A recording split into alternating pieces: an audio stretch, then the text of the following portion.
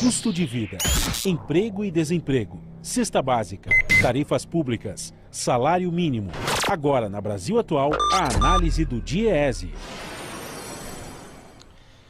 E nós vamos conversar agora com o diretor técnico do DIEESE, Fausto Augusto Júnior. Bom dia, Fausto. Bom dia, Glauco. Bom dia a todos. Fausto, diante do quadro de recessão econômica que a gente vive e buscando aí, pelo menos no discurso, não deixar que esse quadro descambe para uma depressão econômica, o ministro da Economia, Paulo Guedes, prepara aí a sua agenda para ser discutida ou votada no Congresso Nacional. Entre alguns pontos, né, que já se sabe que vão constar desse programa, tem ali o Renda Brasil, que vai substituir o auxílio emergencial e o Bolsa Família, e também um plano de privatizações. Na verdade, uma questão de acelerar as privatizações, com previsão aí de incentivos para a participação da iniciativa privada em áreas como saneamento básico, lei do gás. Como é que você vê essa agenda do ministro Paulo Guedes? Isso vai ser suficiente para a gente retomar o crescimento econômico? Lembrando que, mesmo antes da pandemia, nós não tínhamos um quadro de crescimento, pelo menos acelerado, como pretendia o ministro Paulo Guedes? Bem, Glauco, a gente está vendo aí novamente remédios velhos para doenças novas, né? Ou seja, não há novidade na pauta do ministro Paulo Guedes. Há uma fé quase que comensurável aí em relação a essa visão liberal que passa por ele. É bom lembrar que dessa fala também a principal pauta dele, segundo a própria entrevista, é flexibilizar as leis do trabalho, ou seja, reduzir os direitos do trabalhador em geral, como uma forma de gerar emprego. Então, a única alternativa que ele vê ali para gerar emprego é reduzir ainda mais o direito do trabalho, reduzir mais o salário do trabalhador em média, porque ele acredita aí numa fé que se você reduz direitos, em si isso gera emprego. Quer dizer, há bastante incongruência, inclusive, do ponto de vista da fala dos números que a gente tem assistido, né? Ou seja, se a gente olhar aí, desde a reforma trabalhista, quase nenhum ou pouco emprego foi gerado nesse período, ao contrário do que os próprios, na época, quem propunha a reforma, que por acaso o deputado é o que está dentro hoje do Ministro da Economia, ele não se comprovou. Então, assim, com relação a privatizações, já é uma pauta anterior.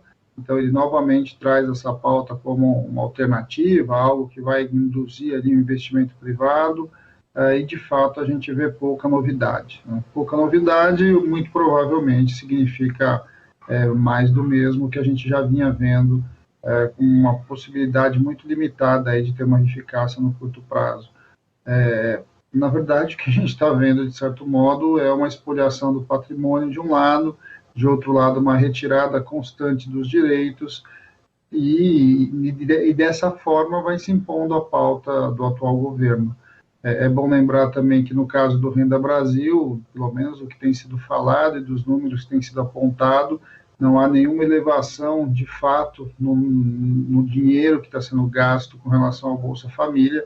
É basicamente uma mudança aí de nomenclatura para tentar fazer quase que uma propaganda, muito menos do que uma efetividade. Enquanto isso, a gente vai estar aí na disputa da renda básica de cidadania por dentro do Congresso, na manutenção do abono emergencial. O atual presidente tem falado aí em reduzir o abono emergencial, porque não tem condições de bancar, e etc., que a gente tem ouvido, e aí a gente tem que se perguntar, em especial a população mais pobre, será que é isso mesmo? Porque recursos vão de maneira diferente para outros setores, e na hora ali de você auxiliar aqueles que mais precisam, sempre tem um problema fiscal como um problema colocado. Eu acho que esse é um debate que a sociedade já precisa trazer. Nós estamos indo aí, indo para o último mês aí do abono emergencial, e esse debate vai se colocar.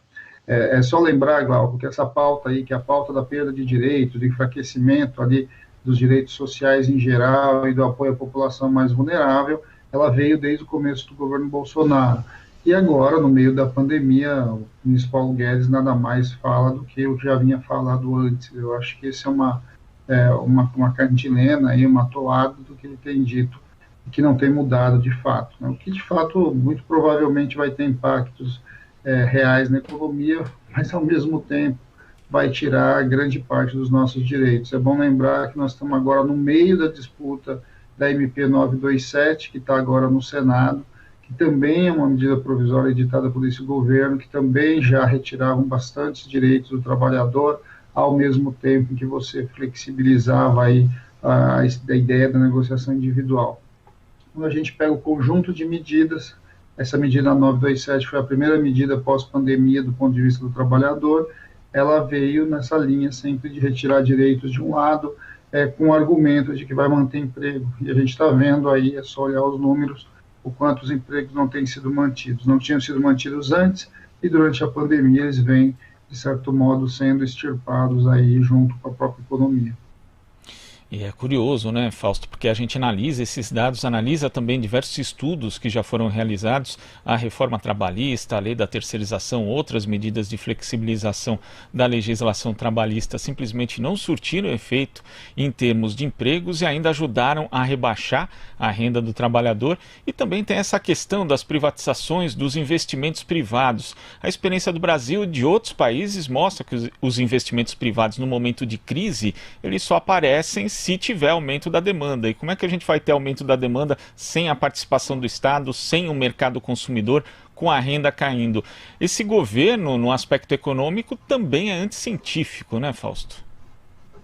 É anticientífico e é uma fé mesmo, né, Glauco? Eles têm uma fé numa visão liberal em que muitos liberais, inclusive, já estão revendo, né? Porque em momentos de crise, se a gente pegar aí diversos expoentes do pensamento, já tem falado diferente, tem falado que neste momento, sem financiamento público, sem investimento público direto, a gente não coloca o carro para andar da economia.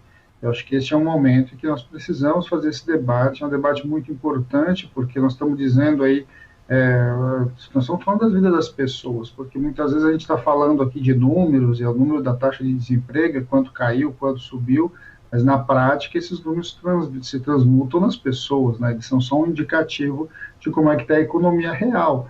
As pessoas estão perdendo seus empregos, seus direitos estão sendo retirados, você vem perdendo de fato renda média da população, um conjunto grande de trabalhadores hoje não tem nem onde buscar o trabalho, então estão uma série de dilemas que estão se transformando e alteram a vida cotidiana das pessoas, né?